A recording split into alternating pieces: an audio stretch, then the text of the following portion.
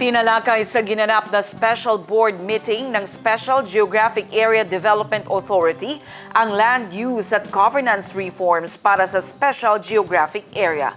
Ang News Now mula kay Naphtali Velarde. Nagdaos ng isang special board meeting ang Board of Directors ng Special Geographic Area Development Authority noong December 22, kung saan tinalakay ang mga usapin sa land use planning at governance na nakakaapekto sa Special Geographic Area. Sa pulong, nakatuon ang mga agenda sa mga panukalang institutional mechanisms para sa land use planning ng 8 bayan na saklaw ng SGA.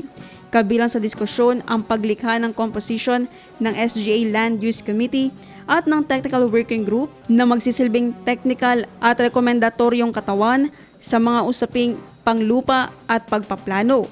Ayon sa SGADA, layo ng mga panukalang mekanismo na pabilisin at gawing mas malinaw ang proseso ng pagsusuri at pag-aproba ng mga comprehensive land use plans at zoning ordinances ng mga lokal na pamahalaan ng SGA, kasabay ng pagtiyak na ang mga plano ay nakaayon sa umiiral ng mga polisiya, batas at pangmatagalang development goals ng rehiyon.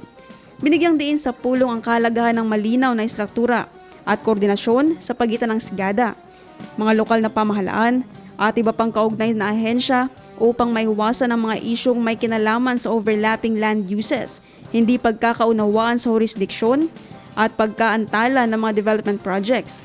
Ang naturang pagpupulong ay bahagi ng patuloy na pagsisikap ng SGADA na palakasin ang maayos, inklusibo at planadong pamamahala ng lupa sa Special Geographic Area, isang mahalagang hakbang upang masuportahan ang nagpapanatiling kaunlaran at matatag na pamamahala sa Bangsamoro.